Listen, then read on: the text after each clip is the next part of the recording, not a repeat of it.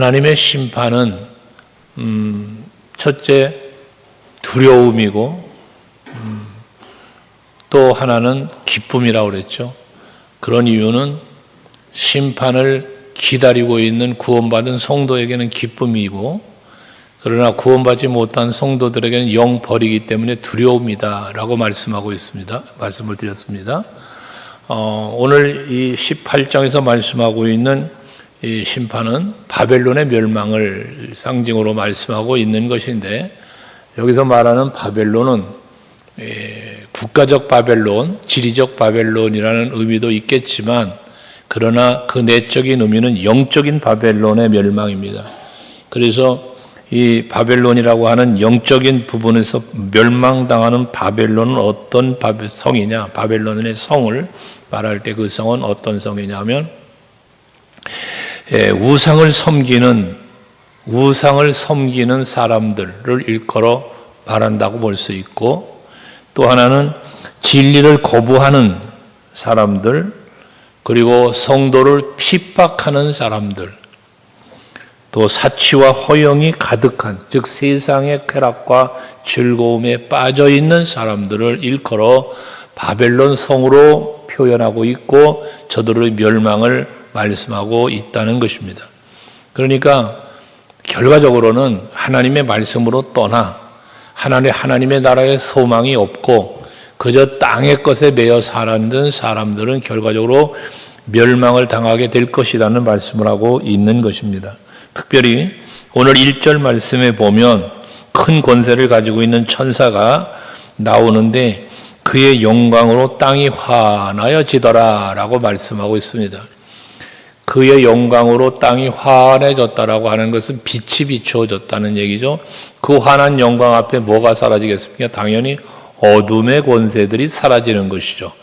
이 어둠의 권세는 앞에서 말씀드렸던 네 가지, 하나님으로부터 떠난 무리들, 우상을 섬기며 예수 믿는 교회를 핍박했던 무리들, 그리고 모든 사치와 허영에 빠졌던 살았던, 육신에 살았던, 매어 살았던 사람들, 이 사람들이 결과적으로 그 앞에서 멸망당하고 심판당할 것을 말씀해요. 저들의 심판은 멸망인데 2절에 보면 무너졌도다 라고 말하고 있습니다. 무너졌도다 라고 말하는 것은 저들이 누렸던 모든 누림들, 저들이 추구하며 살았던 모든 삶이 다 무너져 내리는 걸 말하는 것이죠. 이 무너짐이라는 것은 결국 헛됨을 상징할 수도 있는데, 아무리 세상의 힘과 권세를 가지고 또 세상의 쾌락과 즐거움을 누리며 살았다 할지라도 하나님의 마지막 심판 앞에는 아무것도 아닌 것, 다 무너져 내리고 마는 것, 사라지고 마는 것에 해당된다는 사실을 말씀하고 있습니다.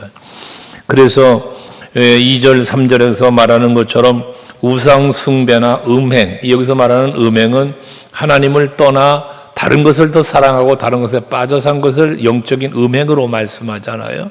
이러한 행위들, 그리고 3절에는 여러 가지 사치스러운 삶의 모습들을 말씀하고 있는데, 뒤에도 나오지만 그런 사치스러움은 결과적인 것은 하나님의 마음에 합당치 않은 것이요, 하나님보다 세상을 더 사랑한 것이고 하나님의 나라의 소망이 아닌 그 나라의 기쁨과 즐거움과 평안과 안식을 바라본 것이 아니라 세상이 주는 평안, 세상이 주는 즐거움을 추구하며 살았던 것들을 말하는 것이 않습니까?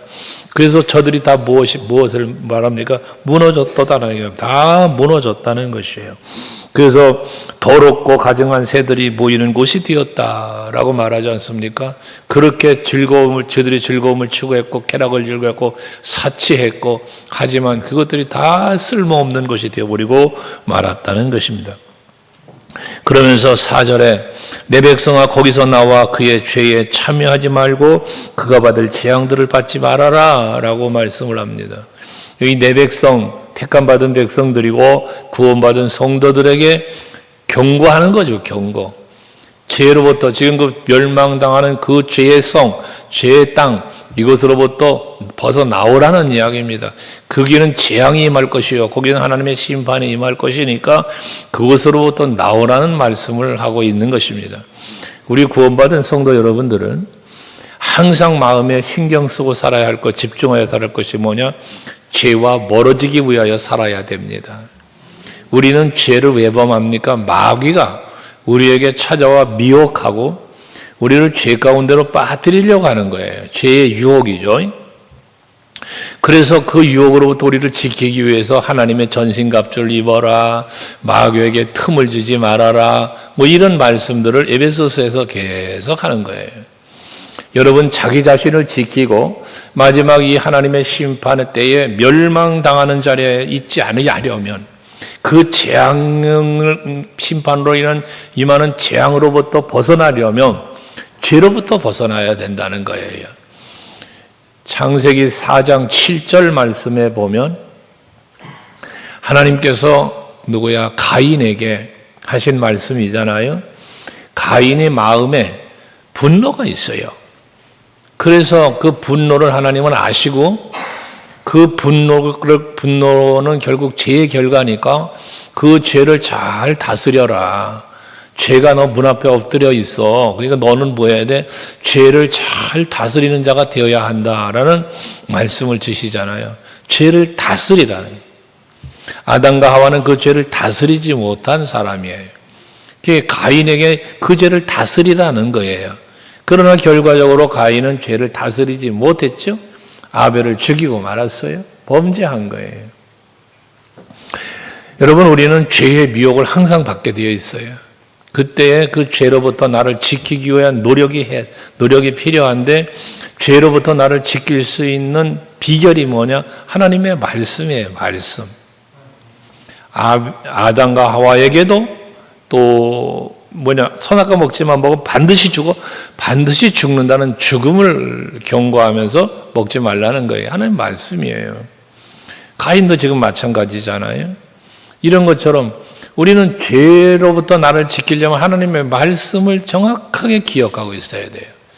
그래야만 그 말씀으로 나를 무장하고 말씀으로 나를 지켜야 죄의 미혹으로부터 내가 보존될 수 있다는 거예요. 지킬 수 있다는 거예요. 그 다음 죄를 범했을지라도 죄에 대한 심판이 있을 때에도 하나님은 항상 피할 길을 주셨어요. 창세기 6장에 보면 홍수로 하나님이 심판할 때 죄악이 세상에 가득했다잖아요. 그래서 하나님이 홍수로 심판을 하시는데, 그러나 노아는 하나님께 은혜를 입었더라. 창세기 6장 8절에 보면 그러죠. 그러나 노아는 하나님께 은혜를 입었대요. 피할 길을 주신 거예요. 살 길을 열어주신 거예요. 방주로. 이것처럼 죄의 심판의 때에 하나님은, 죄의 결과는 심판인데, 멸망인데, 그때도 하나님은 피할 길을 주신다는 거예요. 노아에겐 방주를 통해서 살 길을 열어주셨고요. 또 창세기 19장에 보면 그 소돔성의 멸망의 때에 아브라함의 조카 롯과 그 가족들을 하나님의 사자가 그 성에 가서 심판이 임할 때에 강권하여 그들을 성 밖에 내어놓고, 그리고 피할 길을 주어 도피성으로, 피하면 가까운 성으로 도망갈 수 있도록 그들을 이끌어 주셨지 않았습니까? 뒤돌아보지 말고 저 성을 향해 도망쳐라. 살 길을 열어준 거예요. 창세기 19장 17절에 보면 살 길을 열어주신 하나님이시다 그 말이에요. 오늘 저와 여러분에게도 하나님께서는 마지막 죄에 대한 하나님의 심판이 있을 것인데, 그 심판의 때에 살 길을 열어주셨어요. 그게 오직 예수예요. 우리는 예수를 온전히 믿고 그 믿음 안에서 십자가 보혈의 은혜를 힘입어서 내가 믿음으로 살아가는 삶, 이것만이 우리가 살 길이고, 그 길만이 유일한 생명의 길, 복된 길, 저 천국에 이르는 길이에요. 요한복음 14장 6절에서 예수께서 말씀하셨잖아. 내가 곧 길이요 진리요 생명이니 나로 말미암지 않고는 아버지께로 올 자가 없다.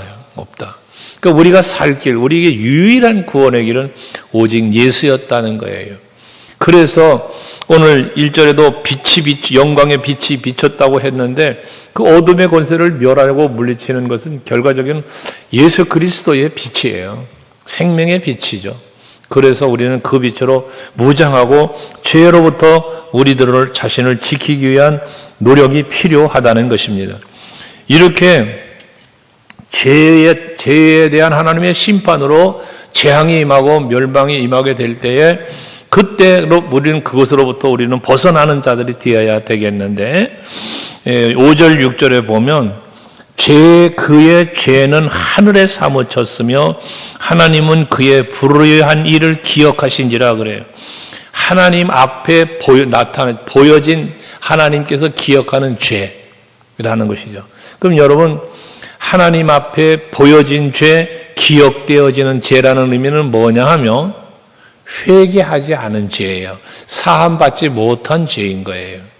하나님은 죄에 대한 용서를 약속하시기를 우리가 죄를 회개하면 아침에 안개가 사라지는 것처럼 기억하지 않으시겠다 그랬어요. 동에서 서가 먼 것처럼이라는 표현도 하셨고요. 그리고 그는 미쁘시고 의롭다고 말하시면서 모든 죄를 사하신다 그래요. 그게 뭐냐? 기억에서 지우시는 거예요. 죄를 범했어요. 죄를 봤어요, 하나님이. 하지만 기억하지 않는 이유는 그에게 했기 때문인 거예요. 그런데 지금 여기 5절에 보면 죄가 하늘에 사무쳤고 하나님은 그의 불의한 일을 기억하셨다라고 말하잖아요. 이거 뭡니까? 회개하지 않은 거예요. 그리스도의 보혈의 은총으로 사함받지 못한 죄예요. 여러분들은 이미 예수 그리스도의 보혈로 죄사함을 받은 성도들인 줄로 믿습니다. 하기 때문에 여러분의 죄는 기억이 하나님 앞에 기억이 된다 안 된다? 안 된다. 뭐 할 때? 회개할 때. 그러니까 여러분에게 이 회개에 대한 얘기는 아주 말씀 자주 드리잖아요. 우리가 죄를 범하지 않는다면 의인이에요. 우리가 하나님 앞에 부끄럽지 않게 산다? 의인입니다. 그 사람은. 난 하나님 앞에 부끄러울 게 없어요. 난 잘못한 것도 없어요. 라고 말한다면 그 사람은 의인이에요. 의인. 우린 다 죄를 범해요. 사람 앞에 공개적이지 않더라도 개인적으로 마음의 생각이나 삶의 습관이나 등에서 하나님 앞에 부끄러운 모습이 있어요. 그것이 없는 사람은 의인이라니까. 그런데 그럴지라도 하나님은 미쁘시고 의로우셔서 여러분 자비와 긍휼이 많아서 아버지 잘못했습니다 하고 회개하면 다 용서해 주시는 거예요. 그래서 죄가 사라져 버리는 거예요. 그것 때문에 예수님이 대속제물이라고 그런 거예요. 대속제물. 내가 짊어져야 할 죄의 값을 예수님이 대신 지불하신 거예요. 이게 대속이에요. 대속. 하기 때문에 여러분들이 해야 할 일은 뭐라? 예수께서 나 위하여 십자가에 죽으셔 보혈의 피를 흘리셨다는 사실을 믿기만 하면 되는 거예요. 그걸 믿고 내 죄를 위하여 대신 죽으신 예수님을 믿으면서 그 믿음은 결과적으로 뭘 이끌어내? 감사를. 나 때문에 예수님이 대신 죽으셨으니까 감사하죠? 감사한 마음이 있으니까 다시 또 죄를 범할 수 있어 없어? 없어. 어떻게 내가 예수를 다시 십자가에 못 박아? 그럴 수 없느니라 그러잖아. 로마서 6장에서. 그럴 수 없느니라. 이게 우리의 신앙생활이에요. 오늘날. 그러니까 하나님 앞에 죄가 기억되지 않는 우리들이 되었다는 거예요. 그런데 이 심판받을 대상자들은 뭐했다? 하나님 앞에 죄가 기억되고 있다. 회개하지 않았고 예수를 믿지 않은 자들을 말한다는 거잖아요. 그래서 6절에 그가 준 그대로 그에게 주고 그의 행위대로 갑절을 갚아주고 그가 섞은 잔에도 갑절이나 섞어 그에게 주어라. 하나님 앞에 감춰질 수 없는 죄인데 죄는 감춰질 수가 없는 것인데 사함받지 못한 죄에 대해서는 하나님께서 보응을 하시는데 어떻게? 행한 대로 갚아주시는 거예요. 그래서 우리가 하나님 앞에서 어떻게 살았느냐에 대한 삶의 행위, 그 행위에 대한 하나님의 심판이 따라올 것이라는 거거든요. 그런데 그 심판이 있으실 때에 예수님은 우리의 변호사가 되는 거예요. 변호사가. 마귀는 우리를 참소하는 자가 되고 그때 예수님 말씀하는 거죠. 맞다. 저 사람 이런 죄를 범한 거 맞다. 그런데 그 죄 때문에 내가 십자가에 죽은 것이다. 그 죄값을 내가 대신 지불한 것이다. 저는 그걸 믿었다. 하나님의 용서함을 받는 거예요. 그러나 앞에 말한 대로 회개하지 않고 사함받지 못하니는 그 죄값을 자기가 담당해야 되는 거예요. 이게 행한 대로 갚으시는 하나님의 심판이라는 겁니다. 그런데 이들의 행위가 어땠었느냐? 7절에 보면 그가 얼마나 자기를 영화롭게 하였으며 사치하게 하였든지 자기 스스로를 영화롭게 해서 자기 스스로가 스스로를 사치했어요. 무엇으로 했겠습니까? 뒤에 이제 그 내용들이 쭉 나옵니다만 여러 가지 세상 것들로 자기를 치부했어요. 막 사치스럽게 했어요. 그걸 누렸어요. 그것을 영화롭다 생각하고 누린 거예요. 뭐 금, 은, 뭐 여러 가지 나오죠. 뒤에 그 12절 상품이라는 표현으로 12절, 13절에 쭉 나열되어 있는 것들인데요. 그렇게 자기를 치장했던 거예요. 자기를.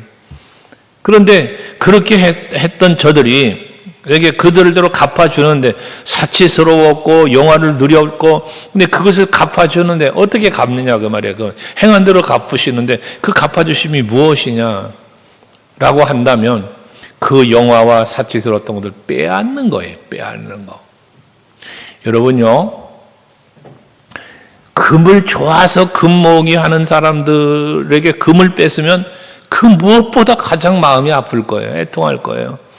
어떤 연예인 중에 나이 먹은 연예인 누구 이름도 잊어버렸네 갑자기 장로님도 얘기하시던데 그 사람은 그렇게 금을 그렇게 많이 모았대네요. 근데 그 많은 금을 모으는 그 사람 취미였고 하여튼 그 삶의 어떤 즐거움이었나 보죠. 근데 나라 경제도 어렵고 할 때 그걸 좀 이렇게 기부하라고 그랬더니 안 한다고 그랬다고 그래요. 그 사람에게서 만약에 그런 사람에게 금붙이 뺏어간다 그러면 그거보다 더 슬프고 더 괴로운 게 어디 있겠어요. 여러분, 어떤 사람은 또 세상에 어떤 명예를 소중히 여기고 막 자기 명예를 쌓으려고 하는데 명예를 싹 빼서 그 사람은 얼마나 힘들겠어요. 그러니까 자기를 영화롭게 하며 자기를 사치하고 그랬던 그 모든 누림을 빼앗아가는 행한 대로 갚으시는 게 그런 거잖아요. 그 괴로움, 그 고통을 하나님이 주신다는 거예요.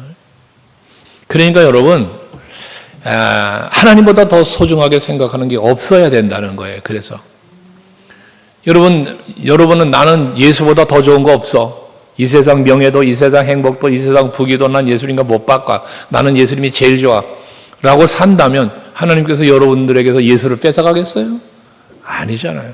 나는 하나님의 나라가 가장 좋아. 이 세상 그 무엇보다도 나 다 싫어. 하나님 나라가 난 좋아. 하고 산다면 여러분에게서 하나님 나라를 빼앗으시겠어요? 아니잖아요. 세상 것들이 있다가 사라지는 것들이고 부귀와 영화 모든 것들은 한순간에 사라져요. 뒤에 나오는 말을 쓰지만 하루의 심판이 끝난지 하루에. 그 다음에 뒤에 가서 보면 1시간에 끝난다잖아요. 17절에 보면 부가 1시간 만에 망했대. 1시간 만에.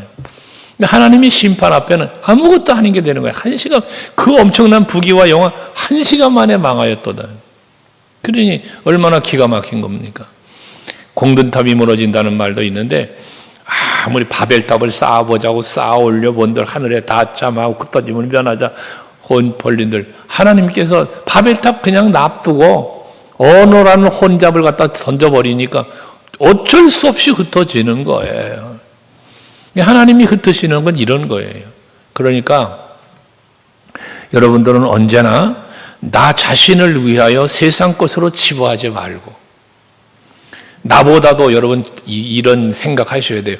나보다도 나를 더 사랑하는 예수. 아멘 되시나요?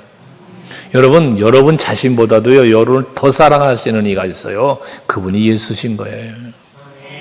이걸 여러분이 믿으시면 그분이 여러분을 새롭게 하고 그분이 여러분을 강건하게 하고 그분이 여러분으로 행복하게 하는 거예요. 그래서 예수님 덕분에 우리는 행복해져야 한다는 겁니다. 이 예수 안에서 누릴 수 있는 행복을 찾지 못하고 누리지 못하며 산다면 그 사람의 신앙은 뭔가가 잘못되어 있는 거예요. 예수를 믿고 하늘의 소망을 두고 산다고 하면서도 세상 것으로 즐거움을 찾고 세상 것으로 여러분 쾌락을 찾아간다면 신앙이 잘못된 신앙인 거예요. 우리는 이 세상 그 무엇과도 바꿀 수 없는 무엇을 먹을까 마실까 입을까를 염려하지 않고 오직 예수로 살아갈 수 있는 우리들이 되어지는 것, 그것이 가장 행복한 사람이라는 것이죠. 그런데 이들은 왜 이렇게 세상 것으로 치부하며 살았는가? 그것만 세상적으로 사치스럽고 이렇게 세상 영화를 누렸다고 다 죄인입니까? 아니에요, 여러분. 여러분, 부자는 다 죄인인가요? 아니요. 돈 많은 사람들은 다 지옥 가요? 아닙니다, 여러분. 부자가 하나님 나라 들어가는데 낙타가 바늘귀 들어가면 어렵다는 이유가 무엇입니까? 부자는 다 지옥 간다는 게 아니에요. 이유는 돈을 사랑하기 때문인 거야. 그래서 디모데전서 6장에 말하잖아요. 돈을 사랑함이 일만하게 뿌리가 된다는 거예요. 돈이 악이 아니에요. 돈을 사랑하는 게 악이에요. 그러니까 망하는 거예요. 근데 이들이 영화를 누리며 사치와 모든 것으로 자기를 꾸미고 막 사는 거, 그게 죄가 아니라고요. 여러분, 금목걸이 하면 다 죄예요? 여러분, 다이아몬드 반지 끼면 죄인입니까? 아니에요. 이들은 그렇게 그 세상 것으로 치부하며 영화를 누리면서 하는 말이 있어요. 7절에 보면 그러잖아요. 그가 마음에 말하기를 나는 여왕으로 앉은 자요 과부가 아니라 결단코 애통함을 당하지 아니하리라 하니 그래요. 그러니까 자기가 누리고 있는 영화, 자기가 가지고 있는 모든 그 사치와 호화스러운 이 모든 것들을 자기 힘으로 삼은 거예요. 그래서 나는 여왕이라는 거예요. 저 과부가 아니라는 거예요, 자기는. 그러니까 그러면서 말하는 것 아니에요. 나는 결단코 애통함을 당하지 않을 것이다. 즉 자기가 소유하고 있고 자기가 누리고 있는 이 세상의 모든 영화와 권세와 명예와 이 모든 것들이 가장 힘이 있어서 그 누구도 나를 무너뜨리지 못하고 나에게 이것을 빼앗아가지 못할 것이다. 그래 나는 애통하는 일이 없을 것이다. 결단코라고. 이건 뭐예요? 교만입니다. 여러분, 우리는 항상 뭔가 잘 될 때에 교만에 빠지면 안 되는 거예요. 선줄로 생각하는 사람 넘어질까 조심하라. 고린도 편지하는 사도 바울이 한 말 아닙니까? 선줄로 생각하는 사람 넘어질까 조심해야 된다. 내가 나된 것은 하나님의 은혜로 되었다는 바울의 고백처럼 여러분이 뭔가 누리고 있다면 영화 누릴 수 있어요. 호화롭게 살 수 있어요. 그러나 이것이 하나님이 내게 베풀으신 은혜라고 나가 그 앞에 겸손해지는 사람이 되어야지 내가 누리고 있는 세상적인 그 소유나 모든 누림이 그것이 나의 힘과 권세인 양 살아가면 하나님 앞에 심판받고 멸망당하고 만다는 것이에요. 그래서 8절에 말하는 거예요. 그를 심판하시는 주 하나님은 강한 자이시다. 그를 심판하시는 자는 강하신 하나님은 강하시다. 아무리 자기가 영화롭고 사치와 뭐런가 여러 강한 힘을 강한 힘을 재물의 힘, 명예, 권세 가졌다 할지라도 하나님의 힘은 그보다 더 강한 거예요. 바벨론이 아무리 강해도 하나님의 힘 앞에는 무너지는 거잖아요. 애굽이 아무리 강해도 하나님이 10가지 재앙 쏟아붓고 홍해바다 갈라 삼켜버리시고 아무것도 아니잖아요. 그것처럼 세상에 아무리 강한 힘은 하나님의 재앙을 쏟아부으니까 사망과 애통함과 흉년이라 또 불살라지리라. 그들이 그렇게 아꼈던 것, 소중히 여겼던 것, 힘으로 자랑했던 것, 과시했던 것, 교만에 빠질 수밖에 없었던 상황들, 하나님의 심판이 임하니까, 재앙이 임하니까, 불살라지니까 없어져 버려요. 하나가 앞에서 말하는 무너졌도다. 하나님의 강하신 심판을 말씀하는 거예요.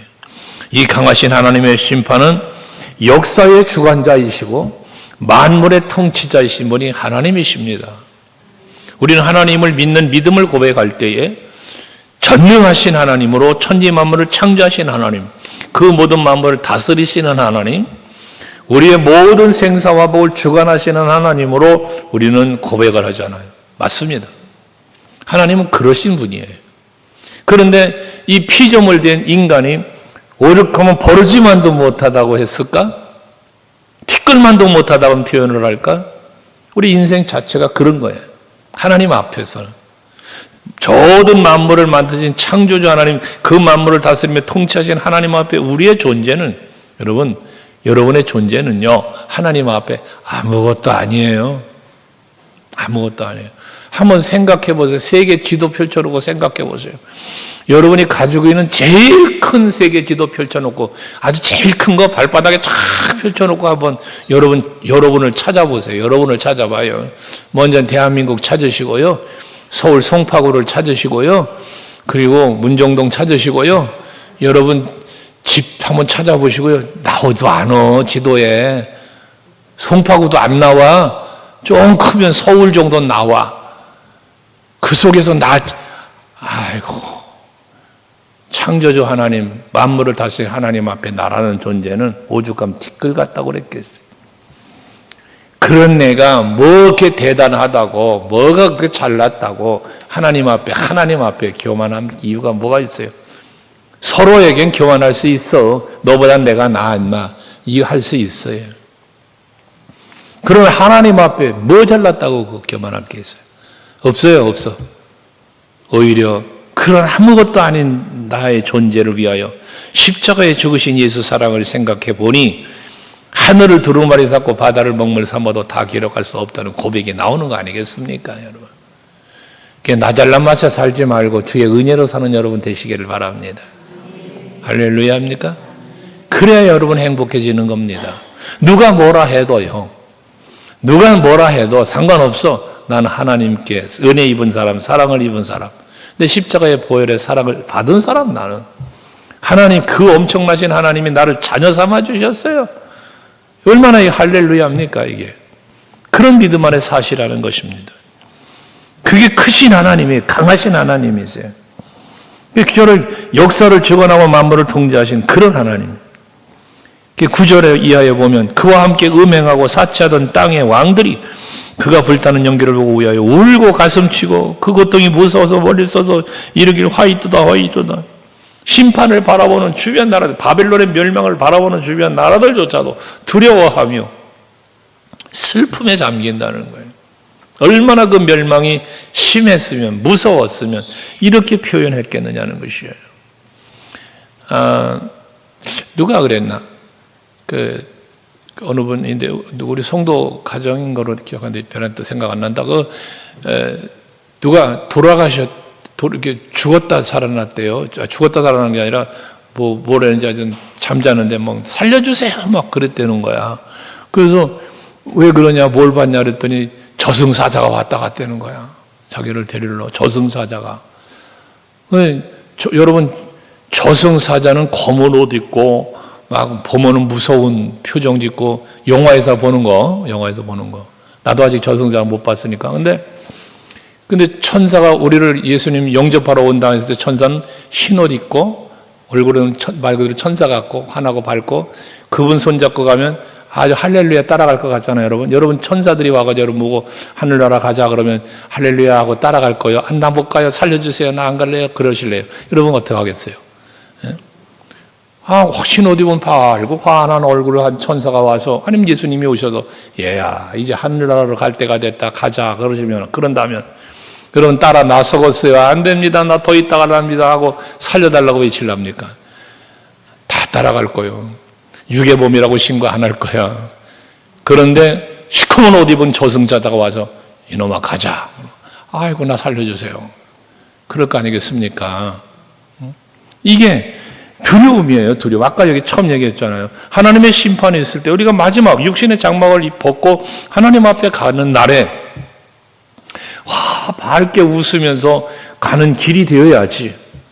두려워, 무서워, 떨며 나는 못 갑니다. 살려주세요. 더 기회 주세요. 그렇게 울부짖는 그러한 우리는 되면 안 되잖아요. 여러분. 마지막 임종할 때의 모습을 저는 몇 차례 보았는데 그 임종하는 분들의 모습을 보면 천국 가는 사람, 지옥 가는 사람이 그냥 보인다고 그래요. 저는요. 이분은 천국 가시는구나. 이분은 지금 지옥 가나 보다. 이게 그냥 죽는 모습 속에서 보이는 거예요. 죽는 모습 속에서. 평안함 속에 가시는 분이 있어요. 근데 뭔가 마지막 운명할 때 고통스럽게 가기 싫은 모습을 지으며 그냥 참 소리 지르고 막 이러는 분도 있거든요. 근데 예수 믿고 돌아가시는 분들은 하나같이 다 평안하게 가는 모습을 전 봤으니까요. 여러분도 다 그렇게 갈 거야. 그냥 죽음 두려워하지 마세요. 여러분이 육신의 장막을 입어야 될 때가 되면 주님이 여러분을 영접하러 오실 거예요. 아주 편안하게 모실 거예요. 과거에 제가 어릴 때 우리 마을에 그 죽은 사람 이렇게 장례 치르는 그 행여라는 게 있어요. 막 휘황찬란하게 귀신같이 그림도 그려놓고 막 그러고 그거 타고 장례를 치르는 사람 꼭 지옥 가는 것 같아요. 왜? 그림 자체가 마귀들이요. 그런데 우리 교회에서 교회장으로 지내면 그냥 꽃을 해가지고 그 상여에다가 이렇게 꽃을 치장하고 그래가지고 장례를 치르고 그랬거든요. 찬송 부르면서 행여가 가. 그 마을 주민들 중에 어떤 분은 나도 죽으면 저거 타고 싶다고 그랬던 분이 있어요. 나도 죽으면 저거 타고 싶다고. 그럼 예수 믿으시면 됩니다. 그래가면서 얘기했던 제 어렸을 때 기억이 그렇습니다. 여러분, 상여가 문제가 아니에요. 우리는 주님 품에 가느냐, 저승사자 마귀의 꿈에 끌려가느냐. 어떤 분이 뭐 보았다면서 간증하는 이야기 있잖아요. 바늘로 코를 꿰어가지고 끌고 가더라잖아요. 지옥 가는데 바늘로 코를 꿰어가지고 끌고 가더라는 거야. 빠지지도 않는데, 이거는 빠지지도 않는데. 그래, 그 지옥 가는데 그러고 가더라지 않습니까? 갈고리로 찍어서 끌고 가고. 이런 얘기하면 괜히 무서워지지. 여러분, 이런 얘기해도 무섭지 않은 여러분 되셔야 돼요. 왜? 나하고 상관없는 얘기잖아. 여러분들은 주님 손에 붙잡혀 천사들의 품에 안겨. 그리고 하나님 나라 갈 거니까. 할렐루야. 바벨론의 멸망을 바라보며 두려워하며 슬퍼하며 가슴을 치며 슬퍼하는 애들은 무엇입니까? 자기들도 심판받을 것이라는 두려움 아니겠습니까? 그러나 이들을 심판하면서 회복되어지는 이스라엘 백성들은 기뻐하며 춤추는 것 아니겠습니까? 저와 여러분은 심판의 날에 기뻐 춤출 수 있는 여러분 될 수 있기를 바랍니다. 이들이 이렇게 멸망당함에 대해서 그 사치스러움, 11절에 땅의 상인들이 그를 위하여 울고 애통하는 것은 다시는 그들의 상품을 사는 데가 없습니다. 세상 사람들이 울고 슬퍼하는 이유가 뭐냐면 자기들이 팔아먹어야 될 그 귀중한 것들, 상품들, 이걸 팔아먹어야 될 때 이거 사줄 사람이 없어. 그래서 슬퍼한다는 거거든요. 그 얘기예요. 그러니까 저들이 사치하게 팔고 샀던 그 상품들을 그 12절, 13절에 쭉 얘기하는 거예요. 금은, 보석, 진조, 세마포, 자우조, 뭐 여러 가지들 아닙니까? 뭐 향료, 이 세상 것들이 육체를 위하여 치부하고 육체를 위해 먹고 사는 이것들로 이걸 파고 샀다는 거예요. 파는 사람은 팔아서 좋고 누리는 사람은 누려서 좋고. 근데 이게 멸망당해 버리니까 멸망당하는 자는 누리지 못해서 슬프고 괴롭고 팔아먹던 사람들은 팔 길이 막히니 슬프고 괴롭고 이래 되져 버렸다는 이야기를 하는 거예요. 여러분, 세상 것은 이따 잠시 사라져 버리는 거예요. 그래서 14절에 말하잖아요. 바벨론아, 내 영혼이 탐하던 가일이 내게서 떠났으며 맛있는 것들과 빛나는 것들이 다 없어졌으니 사람들이 결코 이것들을 다시 보지 못하리라. 완벽한 하나님의 심판으로 그들이 누렸던 모든 것을 다 잃게 되어진, 빼앗기게 되어진, 앞에 표현된 무너져 내려버리는 이런 모습을 말씀하는 것 아니겠어요? 그러면서 17절에 그러한 부가 한 시간에 망하였다는, 순식간에 사라지고 없어져 버릴 헛된 것들을 말씀한다고 말이에요. 하나님이 지키시지 않으면 여러분, 파수꾼의 경성함도 헛사로다. 아무리 성을 견고하게 쌓았던 여리고 성도 하나님이 무너뜨리니까 그냥 무너지지 않습니까? 여러분, 우리의 피난처는 여호와 하나님이시고 우리의 요새도 여호와시고, 그래서 우리는 그의 은혜 안에 사는 거예요. 그의 은혜 안에서. 근데 이 성이 무너졌다, 울타리가 무너졌다, 하나님의 보호하심이 무너진 거라고 그랬잖아요. 우리 서강교회 성도들은 언제나 하나님의 보호하심 속에서, 신명기 33장에 말하는 것처럼 여수나라는 행복자로다, 여호와의 팔이 내 아래에 있도다. 주님의 팔로 나를 안아주시는 그 품을 누리는 여러분 모두가 될 수 있기를 바라요.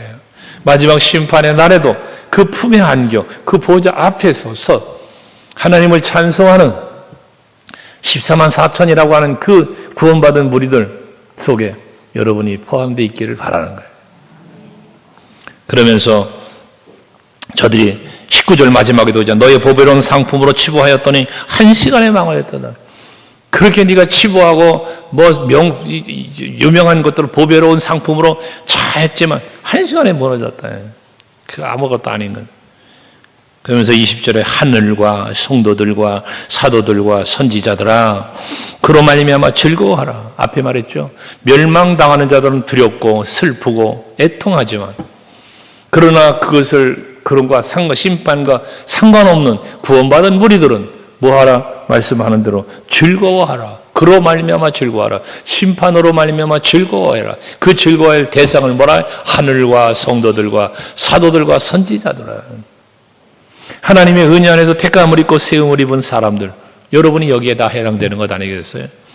마지막 심판의 날이 다가와도 두려운 게 아니라 슬픈 게 아니라 애통하는 것이 아니라 즐거워할 수 있는, 기뻐할 수 있는 여러분들이 되자는 거예요.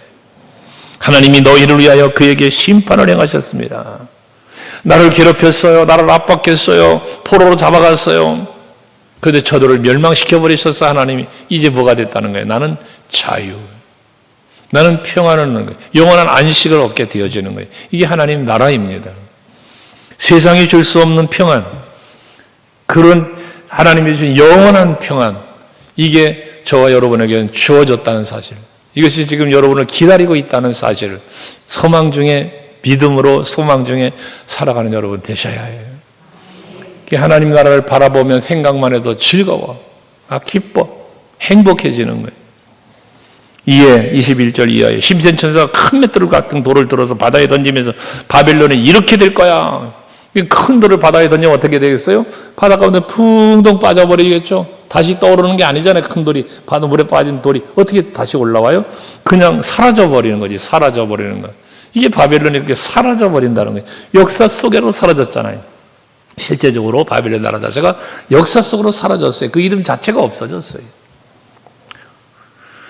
국가적인 것이지만 영적으로는 앞에서 설명드린 대로 그런 거예요. 그래서 거기 보면 21절 이하에 보면 반복되는 얘기가 있어요. 결코 다시라는 말씀이 계속 매 절마다 반복되고 있습니다. 결코 다시 보이지 않을 것이다. 내 안에 들리지 않을 것이다. 그 소리가 또 결코 내 눈에 보이지도 아니할 것이다. 내 안에서 들리지도 않을 것이다.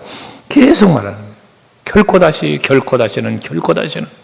이게 무엇입니까? 완벽한 멸망, 회복될 수 없는 멸망을 말하는 거예요. 결코 다시 볼 수도 들을 수도 없는 그런 멸망입니다. 여러분, 이 세상은 그렇게 사라져 갈 겁니다. 여러분들에게 이 세상도 마찬가지입니다. 우리는 이 세상에서 영원히 사는 존재가 아닙니다.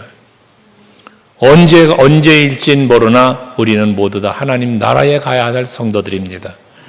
그렇기 때문에 우리는 잠시 있다 떠날 이 세상에 매이지 말고, 잠시 있다 헤어질 사람에 매이지도 말고, 주 예수께 붙잡히고 하나님의 나라를 바라보면서 예수 안에 누릴 수 있는 참된 행복을 찾아 누리는 여러분 모두 될 수 있기를 바랍니다. 마지막 24절. 선지자들과 성도들과 및 땅 위에서 죽임을 당한 모든 자의 피가 그 성중에서 발견되었느니라 하더라. 여러분, 여기서 말하고 있는 그 피는 무슨 피입니까? 순교자의 피입니다. 핍박과 박해 속에서 고난을 당했던 무리들의 흘린 피입니다. 그 피가 그 성에 가득했다는 것입니다. 하기 때문에 하나님은 그 성, 바벨론의 성을 멸망시키고 마신 거예요. 왜?